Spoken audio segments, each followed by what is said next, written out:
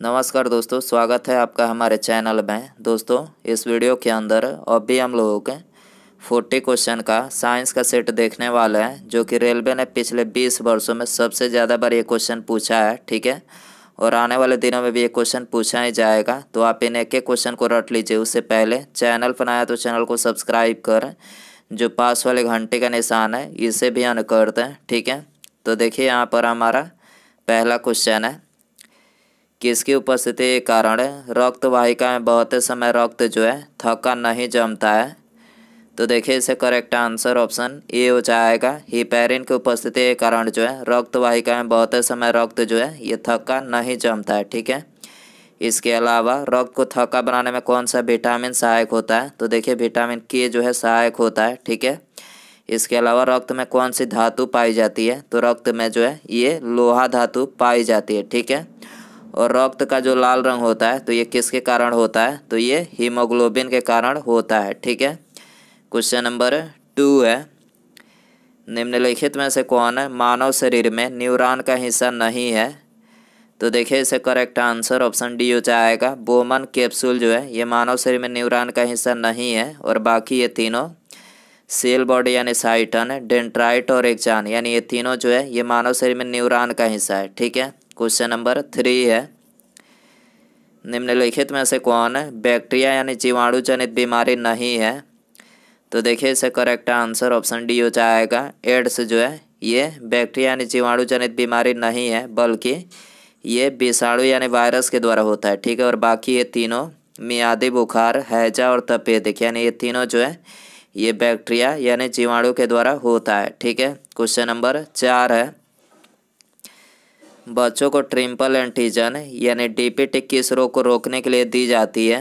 तो देखिए बच्चों को ट्रिपल एंटीजन जो है ये डिप्थीरिया, कुकुर खांसी और टीटनस यानी इन तीनों को रोकने के लिए जो है दी जाती है। ठीक है, तो यहाँ पर ये करेक्ट हो जाएगा। क्वेश्चन नंबर 5 है, रक्त स्राव को रोकने के लिए आमतौर पर किस एल्युमिनियम लवण का प्रयोग किया जाता है। तो देखिए इससे करेक्ट आंसर ऑप्शन डी हो जाएगा। पोटासियम का जो है प्रयोग किया जाता है। ठीक है, रक्त स्राव को रोकने के लिए आमतौर पर किस एल्युमिनियम लवण का प्रयोग किया जाता है। तो ये पोटासियम का जो है प्रयोग किया जाता है। ठीक है, क्वेश्चन नंबर 6 है, निम्नलिखित में से वह रुधिर वाहिका कौन सी है जो जिगर को ऑक्सीजन जनित रुधिर ले जाती है। तो देखिए इससे करेक्ट आंसर ऑप्शन बी हो जाएगा। यकृत धमनी जो है ये जिगर को जो है ऑक्सीजन जनित रुधिर ले जाने का कार्य करती है। ठीक है, इसके अलावा सीरा का क्या कार्य होता है। तो देखिए सीरा का जो कार्य होता है तो ये अशुद्ध रक्त को पूरे शरीर से हृदय तक लाने का कार्य करती है। और धमनी का क्या कार्य होता है। तो धमनी का जो कार्य होता है ये शुद्ध रक्त को हृदय से पूरे शरीर तक पहुँचाने का जो है कार्य करती है। ठीक है, क्वेश्चन नंबर 7 है, हृदय और उनकी बीमारियों के अध्ययन से संबंधित विज्ञान को निम्नलिखित में से क्या कहा जाता है। तो देखिए हृदय और उसके बीमारियों के अध्ययन से संबंधित विज्ञान को ये कार्डियोलॉजी जो है बोला जाता है। ठीक है, ये करेक्ट हो जाएगा। इसके अलावा हृदय गतिविधियों के जांच के लिए किसका प्रयोग किया जाता है। तो ईसीजी का जो है प्रयोग किया जाता है। हृदय गतिविधियों के जांच के लिए किसका प्रयोग किया जाता है। ईसीजी का। ठीक है, और ईईजी का प्रयोग किसके लिए किया जाता है। तो ईईजी का जो प्रयोग किया जाता है तो ये मस्तिष्क के गतिविधियों के जांच के लिए किया जाता है। ठीक है, क्वेश्चन नंबर 8 है, सामान्य वयस्क व्यक्ति के हृदय का वजन लगभग कितना होता है। तो देखिए वेरी इंपॉर्टेंट क्वेश्चन है, ये कई बार एग्जाम में पूछा गया है। सामान्य वयस्क व्यक्ति के हृदय का जो वजन होता है तो ये होता है 300 ग्राम का। ठीक है, तो यहाँ पर बी करेक्ट हो जाएगा। इसके अलावा मनुष्य का जो मस्तिष्क होता है तो ये कितने ग्राम का होता है। तो ये 13 से 50 ग्राम से 1400 ग्राम का जो है होता है। ठीक है, क्वेश्चन नंबर 9 है, प्रतिदिन सामान्यतः हमारे हृदय के कपाट यानी बल्ब लगभग कितनी बार खुलते और बंद होते हैं। तो ये प्रतिदिन जो है ये लगभग 1 लाख बार खुलते और बंद होते हैं। ठीक है, बी करेक्ट हो जाएगा। क्वेश्चन नंबर 10 है, निम्नलिखित में से कौन सी ग्रंथि मानव शरीर की एक अंतःस्रावी ग्रंथि है। तो देखिए इससे करेक्ट आंसर ऑप्शन ए हो जाएगा। पीयूष ग्रंथि जो है ये मानव शरीर की एक अंतःस्रावी ग्रंथि है। ठीक है, इसके अलावा पीयूष ग्रंथि को ये मास्टर ग्रंथि के नाम से भी जाना जाता है। ठीक है। क्वेश्चन नंबर 11 है, मानव शरीर में लाल रुधिर कणिकाओं यानी आरबीसी की कमी को निम्नलिखित में से क्या कहा जाता है? तो देखिए आरबीसी की कमी को ये एनीमिया बोला जाता है। ठीक है, सी करेक्ट हो जाएगा। इसके अलावा मानव शरीर में आरबीसी का जो जीवन काल होता है तो ये कितने दिनों का होता है? तो आरबीसी का जीवन काल ये 120 दिनों का होता है। और डब्ल्यूबीसी का जीवन काल कितना होता है? तो ये 2 से 4 दिनों का होता है। ठीक है। क्वेश्चन नंबर 12 है, मानव शरीर में हृदय की धड़कन को उत्तेजित करने वाला हार्मोन कौन सा है? तो देखिए मानव शरीर में हृदय की धड़कन को उत्तेजित करने वाला जो हार्मोन है तो ये है थायरॉक्सिन हार्मोन। ठीक है, ये करेक्ट हो जाएगा। क्वेश्चन नंबर 13 है, निम्नलिखित में से मानव शरीर का वह अंग कौन सा है जो उसमें जल के संतुलन के लिए उत्तरदायी है? तो देखिए इसका करेक्ट आंसर ऑप्शन सी हो जाएगा। गुर्दा जो है ये मानव शरीर में जल संतुलन के लिए जो उत्तरदायी है। ठीक है। क्वेश्चन नंबर 14 है, मानव शरीर में गुर्दे का रोग किसके प्रदूषण से होता है? तो देखिए मानव शरीर में गुर्दे का जो रोग होता है तो ये कैडमियम के प्रदूषण से होता है। ठीक है, ये करेक्ट हो जाएगा। क्वेश्चन नंबर 15 है, निम्नलिखित में से वह अंग कौन सा है जिससे पानी, वसा तथा विभिन्न अपचय कैटाबोलिक अपशिष्ट जो है उत्सर्जित होते रहते हैं? तो देखिए इससे करेक्ट आंसर ऑप्शन ए हो जाएगा। ब्रिक यानी किडनी जो है जिससे पानी, वसा तथा विभिन्न अपचय यानी कैटाबोलिक अपशिष्ट जो है उत्सर्जित होते रहते हैं। ठीक है। क्वेश्चन नंबर 16 है, निर्जलीकरण के दौरान आमतौर पर शरीर से किस पदार्थ की हानि होती है? तो देखिए निर्जलीकरण के दौरान जो है ये शरीर से आमतौर पर सोडियम क्लोराइड पदार्थ की जो है हानि होती है। ठीक है, बी करेक्ट हो जाएगा। क्वेश्चन नंबर 17 है, इंसुलिन में निम्नलिखित में से कौन सी धातु होती है? तो देखिए इंसुलिन में ये जस्ता धातु होती है। ठीक है। इसके अलावा इंसुलिन जो है एक प्रकार का हार्मोन है जिसका निर्माण कहाँ पर होता है? अग्न्याशय में होता है। ठीक है, और अग्न्याशय जो है ये मानव शरीर की दूसरी सबसे बड़ी ग्रंथि है। ठीक है। क्वेश्चन नंबर 18 है, मानव शरीर का कौन सा हिस्सा पीत रस को संग्रहित करता है? तो देखिए इसका करेक्ट आंसर ऑप्शन सी हो जाएगा। मानव शरीर में जो पित्ताशय है तो ये पित्त रस को संग्रहित करता है। ठीक है। क्वेश्चन नंबर 19 है, निम्नलिखित में से कौन सी ग्रंथि सेक्स हार्मोन का स्राव करती है? तो देखिए इसका करेक्ट आंसर ऑप्शन ए हो जाएगा। एंड्रीनल ग्रंथि जो है ये मानव शरीर में सेक्स हार्मोन का जो है स्राव करती है। ठीक है। क्वेश्चन नंबर 20 है, किसी कोशिका की कौन सी कोशिकांग को कोशिका के पावर हाउस के रूप में जाना जाता है? तो देखिए कोशिका के पावर हाउस के रूप में ये माइटोकॉन्ड्रिया को जाना जाता है। ठीक है, तो यहाँ पर बी करेक्ट हो जाएगा।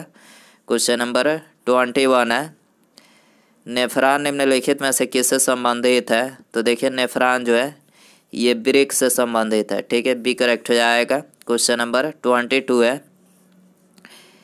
हृदय से शरीर की ओर रक्त ले जाने वाले रक्त वाहिनियों को निम्नलिखित में से क्या कहा जाता है?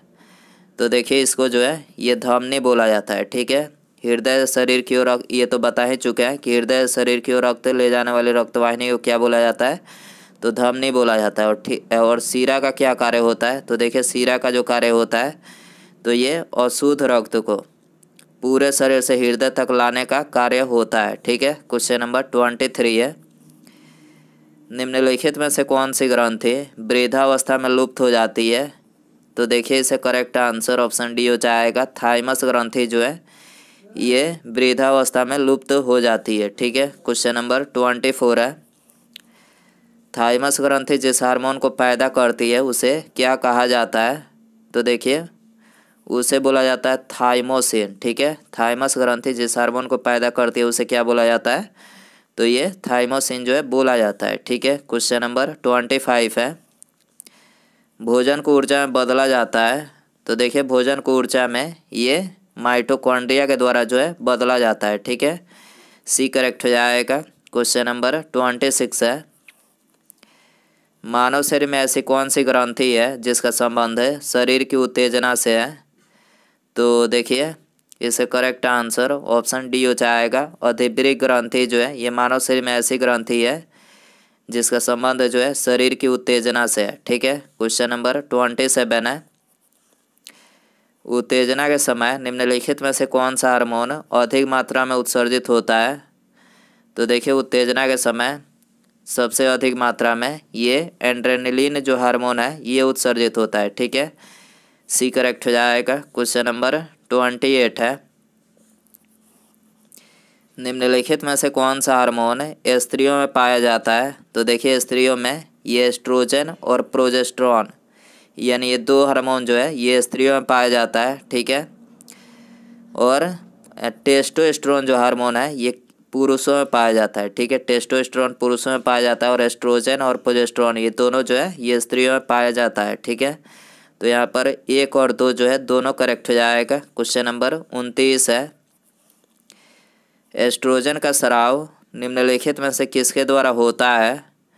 तो देखिए एस्ट्रोजन का जो स्राव होता है तो ये ग्रेफियन पुटिकाओं के द्वारा होता है। ठीक है, तो यहाँ पर डी करेक्ट हो जाएगा। क्वेश्चन नंबर 30 है। निम्नलिखित में से कौन सा केवल स्त्रियों में पाई जाती है? तो देखिए इससे करेक्ट आंसर ऑप्शन सी हो जाएगा। अंडाशय जो है ये केवल स्त्रियों में पाई जाती है। ठीक है, सी करेक्ट हो जाएगा। क्वेश्चन नंबर 31 है। यदि किसी सरल लोलक की लंबाई 4% बढ़ा दी जाए तो उसका आवर्तकाल कितना हो जाएगा? तो देखिए उसका आवर्तकाल जो है ये 2% जो है बढ़ जाएगा। ठीक है, तो यहाँ पर बी करेक्ट हो जाएगा। क्वेश्चन नंबर 32 है। ऊष्मागतिकी का प्रथम नियम निम्नलिखित में से किस अवधारणा की पुष्टि करता है? तो देखिए ऊष्मागतिकी का जो प्रथम नियम है तो ये ऊर्जा संरक्षण की पुष्टि करता है। ठीक है, तो यहाँ पर ए करेक्ट हो जाएगा। क्वेश्चन नंबर 33 है। सूर्य की किरणों की तीव्रता मापने वाले उपकरण को क्या कहा जाता है? तो देखिए इसको जो है ये बोला जाता है एक्टियोमीटर। ठीक है, सूर्य की किरणों की तीव्रता मापने वाले उपकरण को क्या बोला जाता है? तो एक्टियोमीटर बोला जाता है। ठीक है, कैपिलर्स के द्वारा क्या मापा जाता है? तो कैपिलर्स जो है ये कंपास मापने की इकाई है। ठीक है, क्रेस्कोग्राफ के द्वारा पौधों की वृद्धि दर मापा जाता है और गैल्वेनोमीटर के द्वारा जो है ये अति अल्प विद्युत धारा का जो है मापन किया जाता है। ठीक है, क्वेश्चन नंबर 34 है। वह निषेचन जो मादा के शरीर के अंदर होता है निम्नलिखित में से क्या कहलाता है? तो देखिए ये कहलाता है आंतरिक निषेचन। ठीक है, वह निषेचन जो मादा के शरीर के अंदर होता है क्या कहलाता है? तो ये आंतरिक निषेचन कहलाता है। ठीक है, क्वेश्चन नंबर 35 है। एल्कोहल का उत्पादन किस सूक्ष्मजीव की सहायता से किया जाता है? तो देखिए एल्कोहल का जो उत्पादन किया जाता है तो ये ईस्ट की सहायता से किया जाता है। ठीक है, बी करेक्ट हो जाएगा। क्वेश्चन नंबर 36 है। ब्रेड अथवा इडली फूल जाती है, इसका क्या कारण है? तो देखिए इसका जो कारण है वो है ईस्ट कोशिकाओं में वृद्धि के कारण जो है ब्रेड अथवा इडली जो है फूल जाती है। ठीक है, तो यहाँ पर सी करेक्ट हो जाएगा। क्वेश्चन नंबर 37 है। निम्नलिखित में से कौन मानव मादा जनन तंत्र का भाग नहीं है?